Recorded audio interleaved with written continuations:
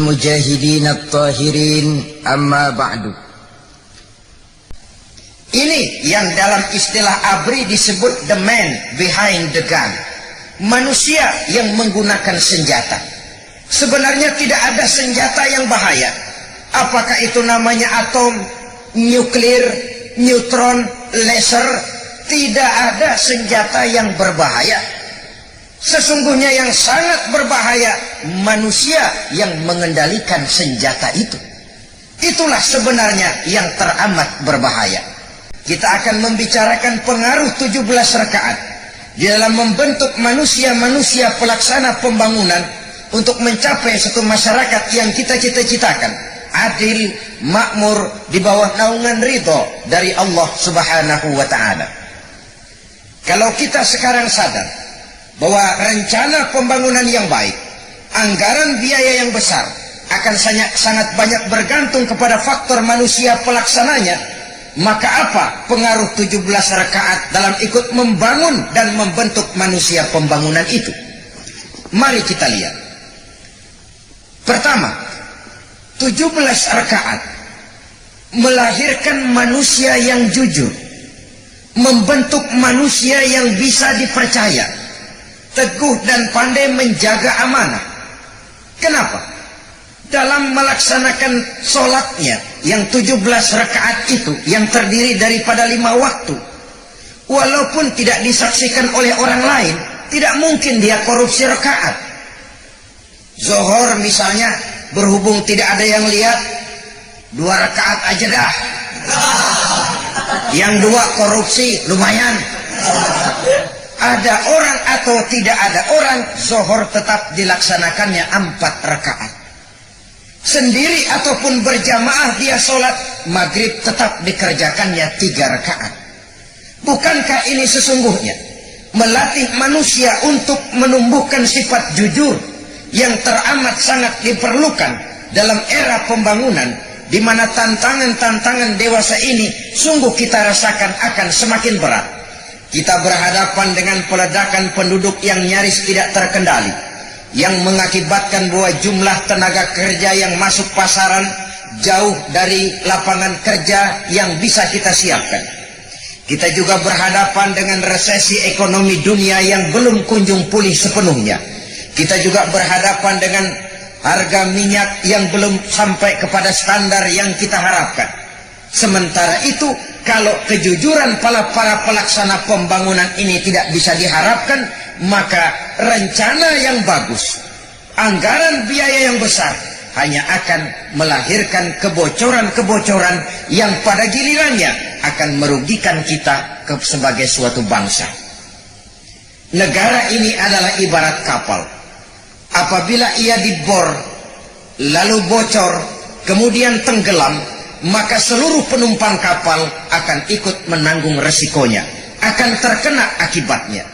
Maka setiap kita berkewajiban menjaga kemaslahatan bersama.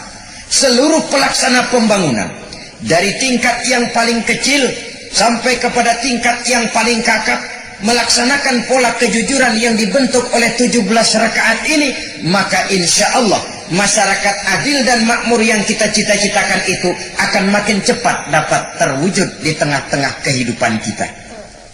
Tetapi apabila kejujuran itu sudah menjauh, setiap orang malah menggunakan aji mumpungisme.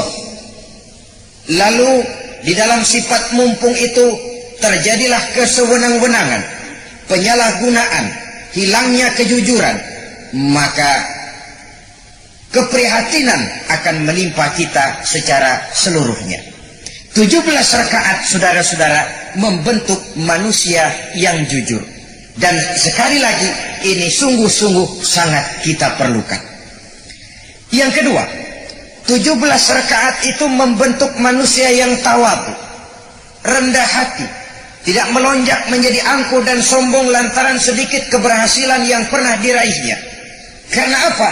Kita lihat, anggota badan kita yang paling terhormat ini kan kepala.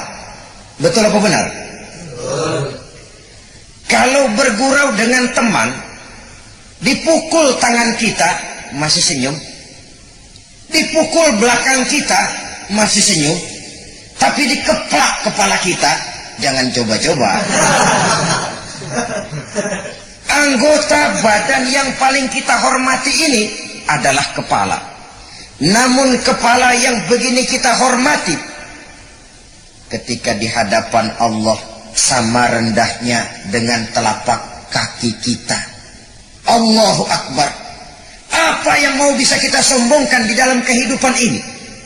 Tawadhu ini menyelamatkan manusia dari penyakit yang akan membuat dia lupa diri dan lupa daratan. Karena orang yang tawadhu adalah orang yang sadar makomnya, kedudukannya dalam pandangan Allah Subhanahu wa ta'ala. Kita lihat di dalam kehidupan, kekuasaan tanpa sikap tawadhu biasanya hanya akan melahirkan Fir'aun gaya baru. Kekayaan tanpa sikap tawadhu biasanya akan melahirkan korun di zaman sekarang. Kecantikan dan ketampanan tanpa sikap tawadhu biasanya akan melahirkan malapetaka dan bencana. Ini semua bisa kita baca dalam perjalanan sejarah. Kekuasaan yang lepas dari kontrol 17 rakaat, kekuasaan yang tidak berakar pada sikap tawadhu dan rendah hati, umumnya akan melahirkan Fir'aun gaya baru. Fir'aun adalah sosok dari figur di mana kekuasaan lepas dari kontrol iman, kekuasaan lepas dari sikap tawadhu, kekuasaan lepas dari pengaruh 17 rakaat, dan pribadi Fir'aun selalu berkembang. Setiap zaman ada Fir'aunnya, setiap negara ada Fir'aunnya, dalam arti mewarisi sifat-sifat dan watak-watak Fir'aunisme itu tadi di setiap negara. Katakanlah kalau di Mesir barangkali memang Fir'aunnya bernama Ramses, Farao Ramses. Di Jerman Hitler, di Soviet Stalin barangkali, di Italia Benito Mussolini barangkali, di Filipina Ferdinand Marcos barangkali. Ini adalah sosok-sosok figur kekuasaan yang lepas dari sikap tawadhu, membuat manusia lupa diri dan lupa daratan. Ini bisa kita bayangkan kalau kekuasaan itu jatuh ke tangan para pelaksana pembangunan yang tidak tawadhu, akan timbullah kesewenang-wenangan, sikap sok mau benar sendiri, keras kepala, dan tidak pernah mau mendengar pendapat dari orang lain. Nyaris apa katanya itulah hukum. Kalau sudah demikian jadinya, maka yang terjadi adalah lahirnya Fir'aun gaya baru. Begitu juga kekayaan tanpa sikap tawadhu dan rendah hati hanya akan melahirkan korun di zaman sekarang ini. Saudara tahu korun, orang kaya miliarder di zaman bahula, di zaman Bani Israel. Demikian luar biasa kekayaannya, sampai kunci gudang hartanya saja harus dibawakan oleh onta. Entah berapa banyak isi gudangnya. Ketika orang banyak bertanya, "Anna laka hadza ya Qarun?" Hartamu demikian banyak, dari mana semua ini kau dapatkan Qarun? Dengan lantang ia menjawab, "Hartaku adalah usahaku dan tidak ada hubungan apa-apa dengan Tuhan." Inilah jawaban orang-orang kaya yang kehilangan sifat tawadhunya. Inilah jawaban orang-orang kaya yang tidak lagi dikontrol oleh 17 rakaatnya. Dia merasa seluruh kekayaannya adalah hasil cucuran keringatnya, dan memang kenyataannya demikian. Tetapi ia menyampingkan Allah. Ia tidak mensyukuri nikmat. Ia tidak menyadari bahwa itu seluruhnya sesungguhnya tidak lebih daripada satu titipan. Al-mal zillun zailun, kata Imam Ghazali. Harta adalah bagaikan bayangan. Bayangan kita apabila pagi hari dia ada di sebelah barat, tengah hari dia berada di tengah-tengah kita, sore hari dia pindah ke arah sebelah timur. Begitulah kekayaan ini ibarat roda silih berganti. Satu saat dia naik ke atas, lain saat dia turun ke bawah. Sehingga Nabi pernah berpesan kepada kita umatnya, "Ightanim khamsan qabla khamsin." Pergunakanlah kesempatan yang 5 sebelum datang yang 5 lagi. Gunakan baik-baik masa yang 5 sebelum datang masa yang 5. Apa itu? Yang pertama, sihataka qabla sukmika. Pergunakan masa sehatmu sebelum datang waktu sakitmu. Tidak selalu orang itu dalam keadaan sehat. Tidak selalu orang itu dalam keadaan fit. Satu saat dia akan terkena sakit. Maka mumpung sehat, pergunakan baik-baik sebelum datang waktu sakit. Jangan sudah giliran meriang, aduh gue pengen banget sembahyang nih, lagi ampok pengen sembahyang, lagi sehat lupa diri dan lupa daratan, sehat pengen ngaji, waktu sehat keinginan itu tidak datang, begitu sakit baru datang keinginan untuk ngaji. Itu tentu tidak, saudara-saudara. Sama saja kita juga begitu kadang-kadang. Kalau ada orang sakit, macam-macam makanan kita tawarin. Sakit iya, beli apa ya? Anggur. Yang enak-enak kita tawarin. Giliran dia sehat, gak ada makanan enak kita tawarin. Tapi begitu sakit, yang langka-langka kita cariin. Padahal apalah artinya makanan enak buat orang sakit. Itulah sebabnya Nabi pesan benar, pergunakan masa sehatmu sebelum datang waktu sakitmu. Yang kedua, pergunakan sababaka qabla haramika. Pergunakan masa mudamu sebelum datang hari tuamu. Jangan pakai pepatah orang tua dulu. Kelapa muda kupas-kupasin katanya. Kelapa tua tinggal batoknya. Lagi muda puas-puasin, udah tua tinggal bongkoknya.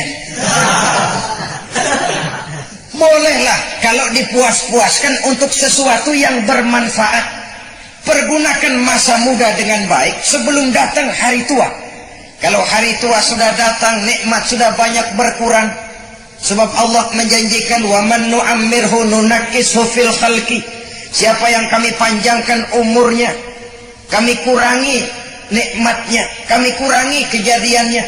Matanya tidak lagi setajam seperti dikala dia muda, telinganya tidak lagi sepeka pada waktu dia remaja. Kalau remaja kita bisik-bisik mungkin dia dengar, tapi begitu tua kita teriak masih